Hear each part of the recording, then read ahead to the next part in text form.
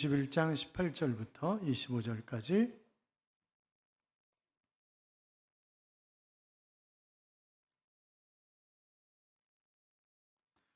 교도하겠습니다. 제가 18절이 있습니다. 사람이 서로 싸우다가 하나가 돌이나 주먹으로 그의 상대방을 쳤으나 그가 죽지 않고 자리에 누웠다가 방해를 짓고 일어나 걸으면 그를 친 자가 형벌을 면하되 그 안에 손해를 배상하고 그가 완치되게 하리. 사람이 매로 그 남종이나 유종을 쳐서 당장에 죽으면 반드시 형벌을 받으려니와 그 하루나 이틀을 연명하면 형벌을 면하리니 그는 상전의 재산입니다. 사람이 서로 싸우다가 임신한 여인을 쳐서 낙태하게 하였으나 다른 애가 없으면 그 남편의 청구대로 반드시 벌금을 내되 재판장의 판결을 따라 낼 것이니라. 그러나 다른 애가 없으면 갚되 생명은 생명으로, 눈은 눈으로, 이는 이로, 손은 손으로, 발은 발로, 된 것은 된 것으로, 상하게 한 것은 상함으로, 때린 것은 때림으로 갚을지니라. 아멘. 다시 인사하겠습니다. 주의 이름으로 잘 될 것입니다. 더 잘 될 것입니다. 끝없이 잘 될 것입니다. 예배 자리에 함께 하신 여러분, 하나님께서 이 한 주간 동행하심으로 잘 되는 행복한 한 주간이 될 줄로 믿습니다. 4층도 잘 되실 줄로 믿습니다. 우리가 지난 주간부터 출애굽기 21장부터 보면서 21장부터 23장까지는 십계명 해석에 관한 그런 이야기라고 말씀을 드렸어요. 그래서 언약의 서다 이렇게 불리우는데 십계명이 어떻게 구체적으로 적용되는가라고 하는 것을 보여주고 있는 그런 사례들입니다. 물론 오늘날 현대국가는 이스라엘처럼 신정 통치국가가 아닙니다. 그래서 이스라엘의 모든 법이 액면 그대로 적용될 수는 없겠지만 그러나 바로 그 법 속에서 하나님의 따뜻한 사랑, 하나님의 마음을 우리가 읽고 그 은혜에 감사하는 그런 삶을 살아야 된다 하는 그런 말씀을 드렸습니다. 오늘 읽지 않았지만 앞에 부분은 사형제도에 나타난 하나님의 성품을 보여주고 있습니다.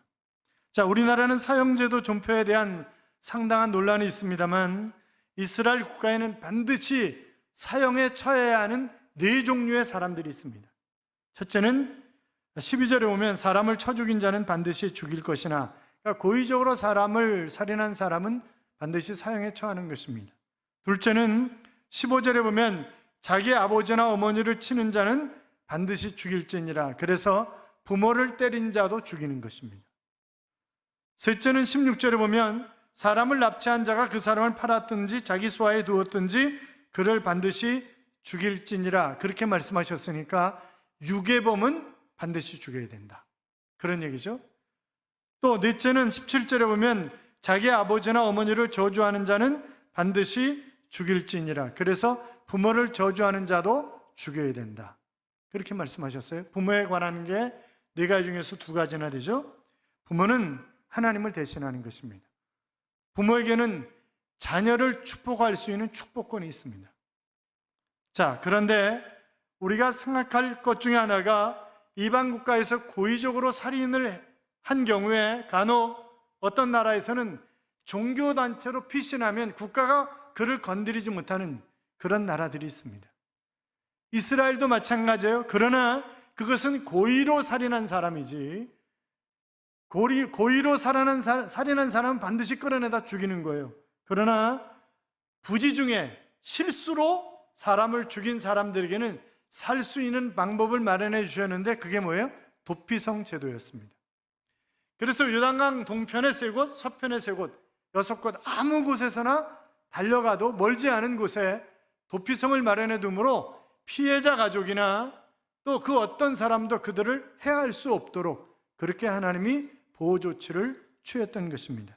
자, 그러면 하나님께서 왜 고의적으로 살인한 사람들은 반드시 죽여야 된다, 그렇게 말씀하셨는가? 그것은 그 사람 안에도 뭐예요? 지금 하나님의 형상이 있잖아요.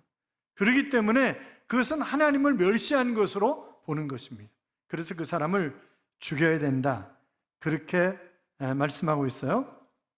자, 그런데 이 법은 굉장히 특수한 거죠. 이것은 이스라엘 국가만의 법이 아니라 이 근거는 창세기 9장 6절을 그 근간으로 하고 있는 것입니다. 그래서 무릇 사람의 피를 흘리면 사람이 그 피를 흘릴 것이니 이는 하나님이 자기 형상대로 사람을 지었습니다. 자, 창세기 9장은 어느 시대요? 노아 시대입니다. 그렇기 때문에 이스라엘 민족은 언제부터가 이스라엘 민족입니까? 창세기 12장 아브라함부터가 이스라엘 민족이에요. 그러니까 그 이전 노아 시대란 말이죠. 그래서 이것은 전 인류에게 주신 그런 법이다. 그렇게 이야기를 할 수 있는데, 우리나라는 1997년 12월 30일 날 23명을 사형에 처했습니다. 그 이후에 지금까지 25년간 집행하지 않았기 때문에 실질적 사형제 폐지 국가다, 이렇게 알려져 있습니다. 하지만 형법 제41조에 따르면 형벌로 사형을 선고할 수 있도록 되어 있어요. 집행과는 별개로 형사법 체계에서는 사형 제도가 유지되고 있고, 현재 생존 사형수는 유영철이라든지 강호순이라든지 총 59명 죄질이 무거운 사람들이 지금 사형수로 언도를 받고 지금 감옥에 갇혀 있는 것입니다. 자, 살인한 자는 하나님의 형상을 멸시한 자요, 궁극적으로는 하나님을 멸시한 자이기 때문에 사형에 처하게 되어 있습니다. 그러나 사형제도의 근본적인 목적이 복수는 결단코 아니라고 하는 것입니다. 인간이 인간을 어떻게 죽일 수가 있겠어요? 그 사람이 하나님의 형상을 멸시했기 때문에 뿐만이 아니라 바로 그 인간의 생명을 귀하게 여기고 보존하려고 하는 그런 의도에서 사람을 죽이지 않도록 하기 위해서 하나님이 그런 제도를 마련하신 것입니다. 자, 그런데 하나님 부모를 저주하고 때리는 자를 그냥 두지 말라, 그렇게 말씀하셨어요. 우리가 에베소서도 그렇고 성경 여러 군데에서 내가 잘되고 장수하는 비결이 뭐냐? 부모를 공경하는 것이다, 그렇게 말씀하셨잖아요. 또 아주 재미있는 말씀이 있어요. 잠언 3장 17절에 보면 아비를 조롱하며 어미 순종하기를 싫어하는 자의 눈은 골짜기의 까마귀에게 쪼이고 독수리 새끼에게 먹히리라, 이런 말씀이 있습니다. 그러니까 부모에게 순종 잘하지 않는 사람은 까마귀 많은데, 독수리 많은데 이런 데 가면 안 된다고요? 왜요? 눈을 쪼아먹는 수가 있어요. 그렇기 때문에 가면 안 된다. 자, 어떻든 하나님의 말씀은 이만큼 부모를 귀하게 여겨야 된다고 하는 그런 말씀입니다만, 어떻든 약한 사람들을 돌보고 보호하기 위한 그런 제도가 역시 사형제도였다라고 하는 것입니다. 그 다음에 18절부터 36절까지는 손해배상과 관련된 그런 이야기를 하고 있습니다. 대한민국 헌법의 손실보상이나 손해배상은 주로 금전적인 회복에 포커스를 맞추고 있습니다. 그런데 성경은 이를 구별하지 않고 배상이라고 하는 단어로, 그래서 원상 회복해야 된다라고 하는 그런 의미로, 자, 돈만이 아니라 신체적인 형벌도 가해야 된다고 하는 그런 의미가 강하게 내포되어 있습니다. 그래서 의도적인 행위로 손해를 끼친 경우는 배상을 해야 하지만 또 그러니까 모든 부분에 원상복귀를 해야 되는 거죠. 뿐만이 아니라 의도하지 않았지만 의무를 게을리한 것 때문에 손해를 끼쳤다, 그것도 배상해야 된다, 그렇게 되어 있습니다. 자, 우리가 법률가도 아닌데 왜 이런 법을 배워야 하는 것입니까? 그 율법의 내용과 적용을 바르게 알아야 내가 얼마나 큰 죄를 짓고 있는지, 그리고 내가 지금 얼마나 큰 은혜를 하나님께 받고 있는지를 알 수 있기 때문에 이 하나님의 법을 배워야 하는 것입니다. 자, 18절부터 27절까지 사람이 의도적으로 다른 사람에게 해를 끼친 고의상해에 대해서 말씀을 하고 있습니다. 남에게 해를 끼쳤으면 물어줘야 할 뿐만이 아니라 원상회복을 해야 되는 거죠. 그러니까 미국 같은 나라는 내가 그 집에 렌트를 했어요. 그런데 벽에 못을 박았으면 나올 때는 반드시 못을 빼고 원상복귀를 하고 나와야 되는 것입니다. 우리나라도 많이 좋아졌지만 다른 집에 새 살다 나올 때 제대로 청소도 안 해놓고 나옵니다.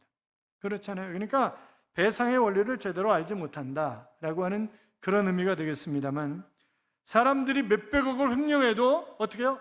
감옥에서 몇 년 그냥 지내면, 그러나 그게 아니라는 거죠. 성경은 100억 손해를 입혔으면 100억을 물어주고 뿐만이 아니라 감옥에서 거기에 해당하는 그런 감옥살이도 해야 된다, 이제 그런 이야기를 하고 있는 것입니다. 그래서 배상의 정신을 강하게 이야기하고 있다라고 하는 것입니다. 지금 네 가지 고의상해에 관해서 말씀하고 있는데, 자, 먼저 18절, 19절 봐요. 같이 읽어요. 사람이 서로 싸우다가 하나가 돌이나 주먹으로 그의 상대방을 쳤으나 그가 죽지 않고 자리에 누웠다가 지팡이를 짚고 일어나 걸으면 그를 친 자가 형벌은 면하되 그간의 손해를 배상하고 그가 완치되게 할 것이니라. 아멘. 자, 이 지금 이제 고의상해에 관해서 나중에 뒤에 부분도 또 얘기를 하고 있습니다만, 자, 어떻게 잘못해서 쳤는데 싸우다가 상대방이 죽었어요. 특히 종을 쳤는데 종이 죽었어요. 바로 죽으면 그 배상을 해야 된다는 거예요. 거기에 대해서 철저하게. 그런데 바로 죽은 것이 아니라 하루 이틀 2, 3일 지나간 다음에 죽었어요. 그러면 그것을 고의적 살인으로 보이지 않는 것입니다. 그래서 다만 지금 여기 있는 종이 본래 출애굽기 21장 2절에 보면 히브리 종 얘기가 나오고 여기 남종 여종 얘기가 나오는데, 이거 지금 2절에 나오는 히브리 종은 유대인 종이에요. 그런데 여기 나오는 남종 여종은 뭐예요? 전쟁이나 돈 주고 사왔거나 그런 이방인 종이에요. 그것은 뭐 고대 국가가 그랬던 것처럼 주인의 재산이잖아요. 그러니까 재산 손해로 그냥 끝난다.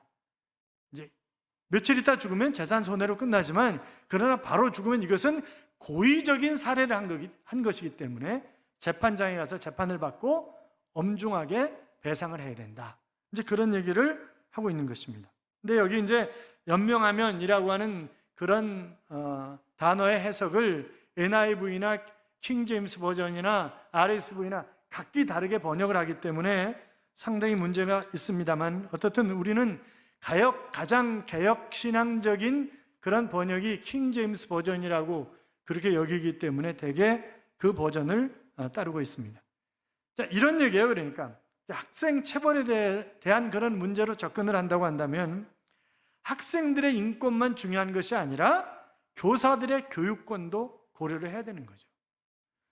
여러분, 교사가 체벌을 할 수 있습니까? 없습니까? 요새는 체벌하면 난리 납니다. 뿐만이 아니라 이상한 부모들이 많습니다. 지금 집 계약을 2년마다 하잖아요. 그런데 1년마다 이사하는 부모들이 있어요. 내 아이가 어느 반에 배정되느냐에 따라서 그 아이를 잘 볼 수 있는, 망원경으로 내 아이가 어떻게 지금 수업을 받고 있는가를 잘 볼 수 있는 집으로 이사를 하는 부모들이 있어요.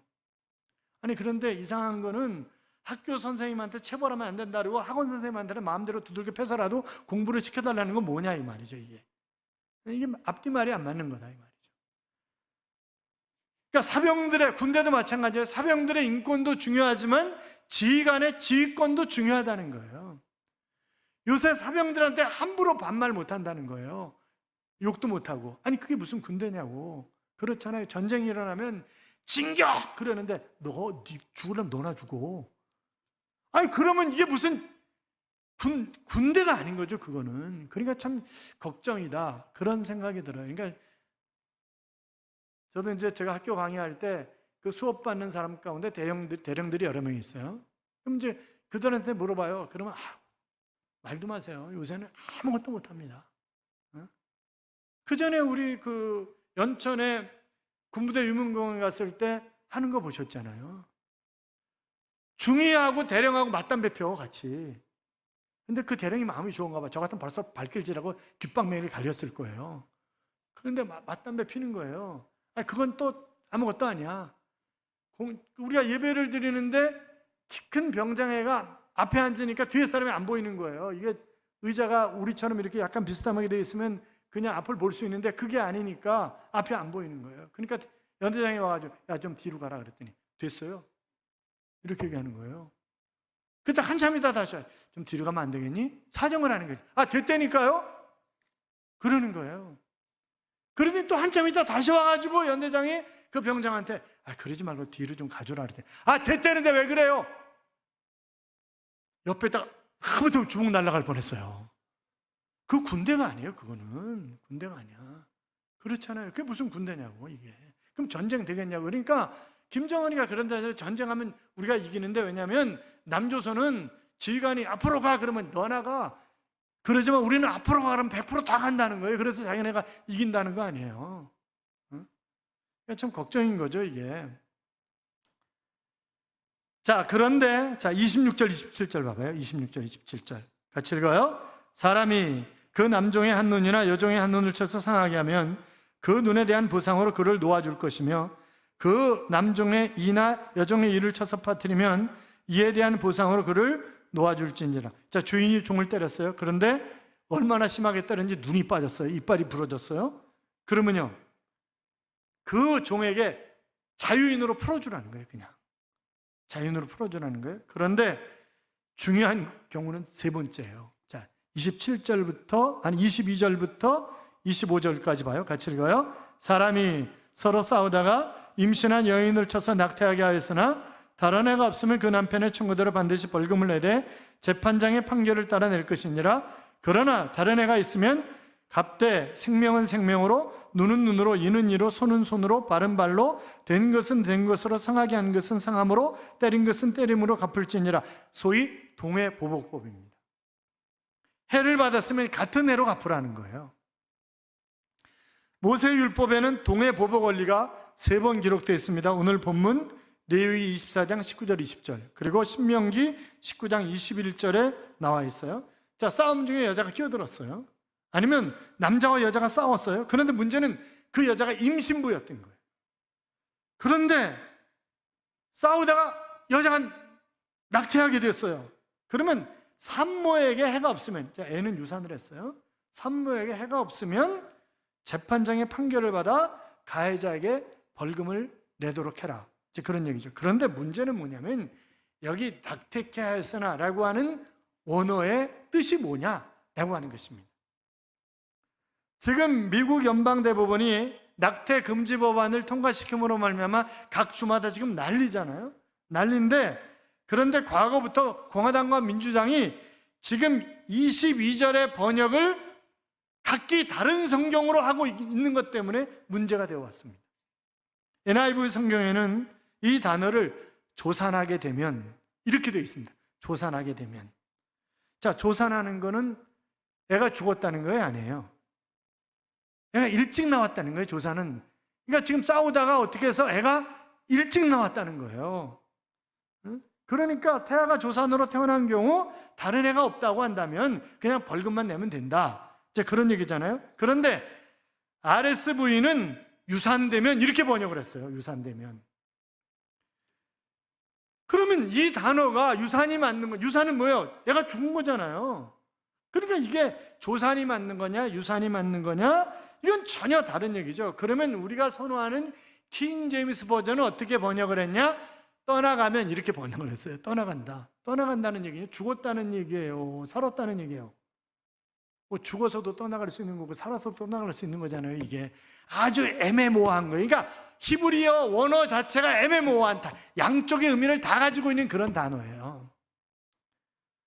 그러니까 미국 공화당은 낙태 반대를 주장하고 민주당은 이 찬성을 주장하기 때문에 22절의 번역을 민주당은 조산으로 본 것이고 공화당은 유산으로 보고 있는 것입니다. 그래서 공화당은 성경 구절이 태아의 생명과 이미 출생한 아이의 생명과 똑같은 가치로 보기 때문에 낙태는 죄다, 이렇게 살인이다, 이렇게 보는 것이고, 또 지금 민주당은 조산으로 보는 것이기 때문에 낙태할 수 있는 것 아니냐, 어떻게 뱃속에 있는 아이하고 그 다음에 태어난 아이하고 똑같냐고, 똑같지 않다, 이렇게 보고 이거 가지고 지금까지 싸워온 거예요, 결국.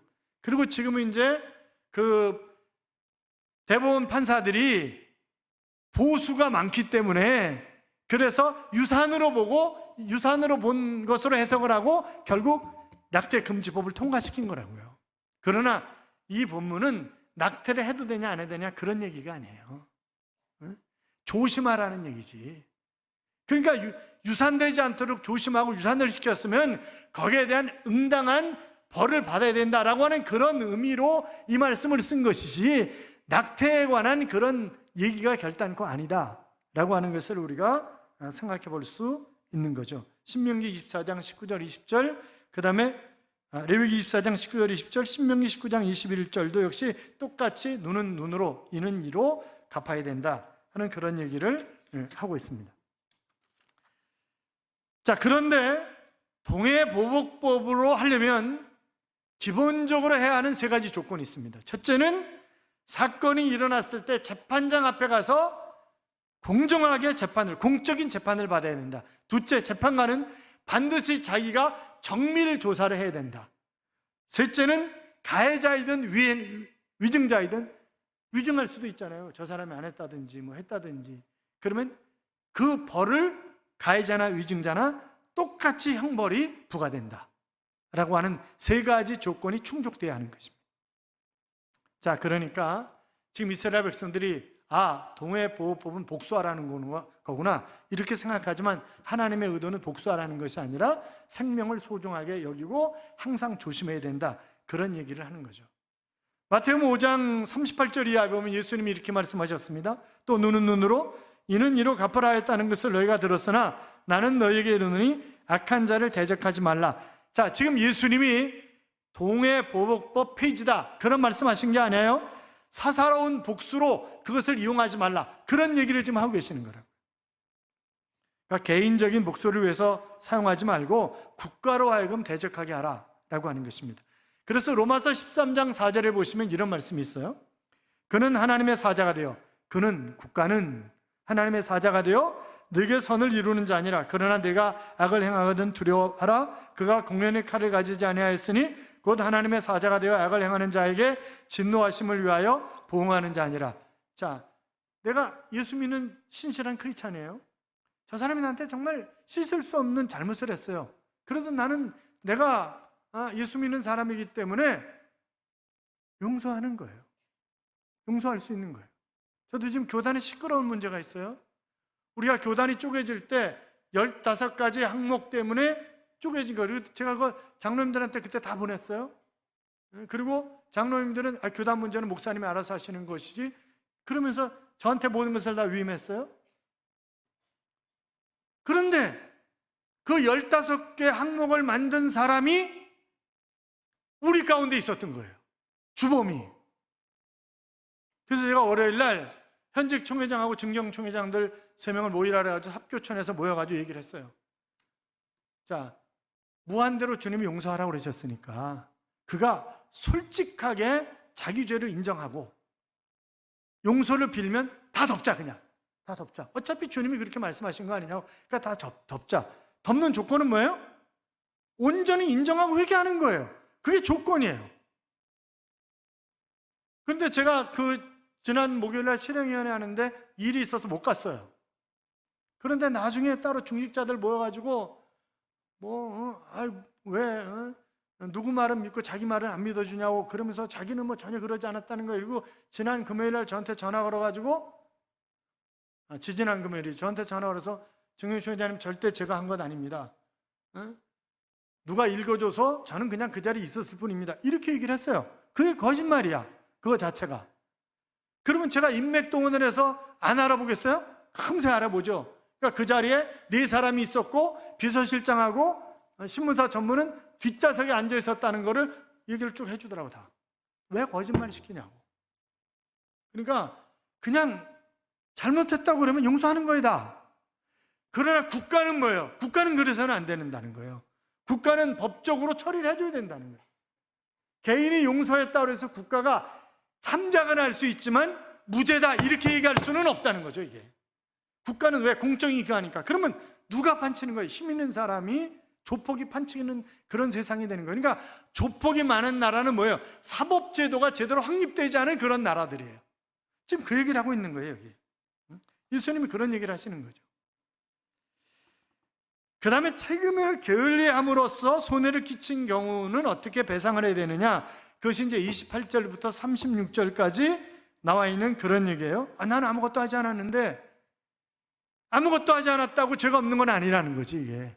내가 게을러서 문제를 일으켰으면 거기에 상응하는 그런 죄를, 벌을 받아야 된다고 하는 것입니다. 그래서 28절의 내용을 보면 소가 사람을 받아서 사람이 죽었어요.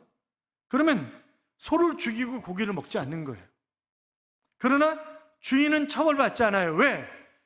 그 사람도 조심했어야 되지 않냐 이거지. 소가 받도록 가만히 있었냐 이거지, 그게.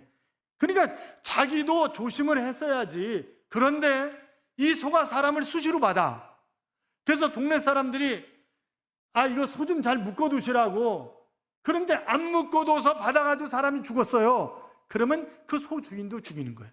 소도 죽이고 소 주인도 죽이는 거예요. 지금 그런 얘기를 하고 있는 거예요, 지금.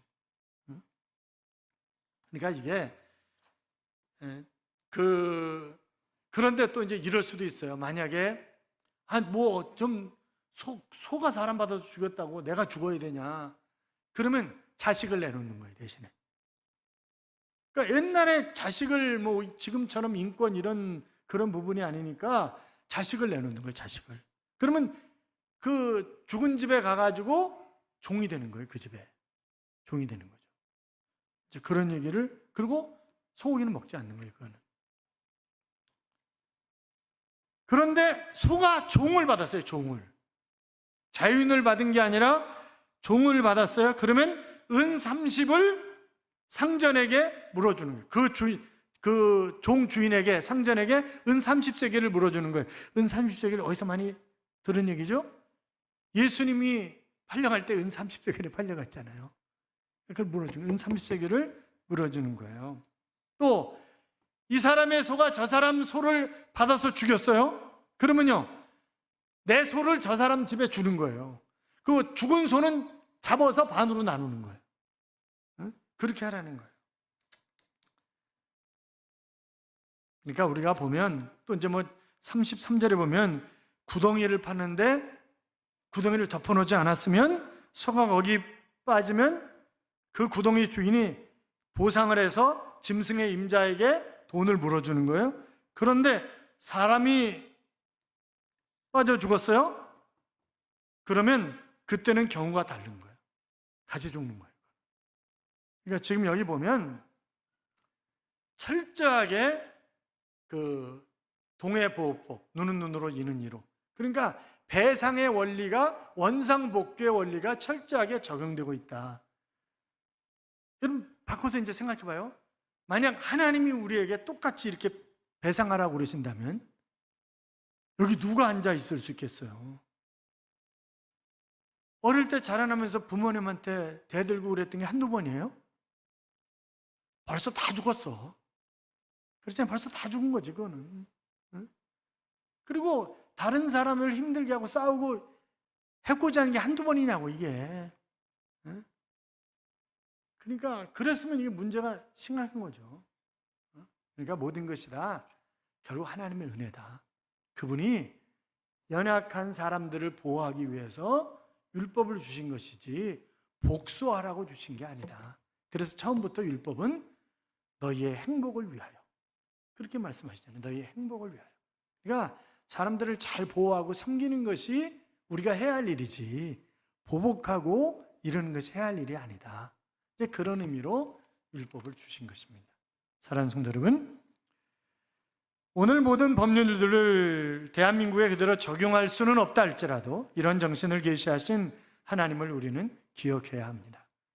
하나님은 어제나 오늘이나 영원토록 동일하신 분이라고 하는 것을 기억할 때 우리들도 약자를 보호하고 생명을 존귀하게 여기고 부모를 존중하라고 명하시는 하나님의 말씀을 깊이 새기고 하나님 기뻐하시는 그런 삶을 살아갈 수 있을 것입니다. 그렇게 사셔서 본래 의도하신 하나님의 뜻을 이루며 사는 삶이 우리 모두의 삶이 될 수 있기를 주님의 이름으로 축원합니다. 축원합니다. 찬송가 302장에 보면 이런 찬양이 있어요. 내 주 하나님 넓고 큰 은혜는 저 큰 바다보다 깊다. 너 곧 닷줄을 끌러 깊은 데로 저 한가운데 가보라. 언덕을 떠나서 창파에 뱉띄워 내 주 예수 은혜의 바다로 내 맘껏 저어가라. 왜 너 인생은 언제나 거기서 큰 바다 물결 보고 금인 모르는 깊은 바닷속을 한번 헤아려 안 보나. 많은 사람이 얕은 물가에서 저 큰 바다 가려다가 찰싹거리는 작은 파도 보고 마음 약하여 못 가네 라고 하는 그런 찬송입니다. 여러분, 생각하면 생각할수록 모든 것이 하나님의 은혜라고 하는 사실을 우리가 고백할 수밖에 없습니다. 그 은혜 안에서 이 한 주간도 하나님 나에게 베푸신 은혜와 사랑을 내 주변에게 베풀며 사는 그런 삶이 되시기를 주님의 이름으로 축복합니다.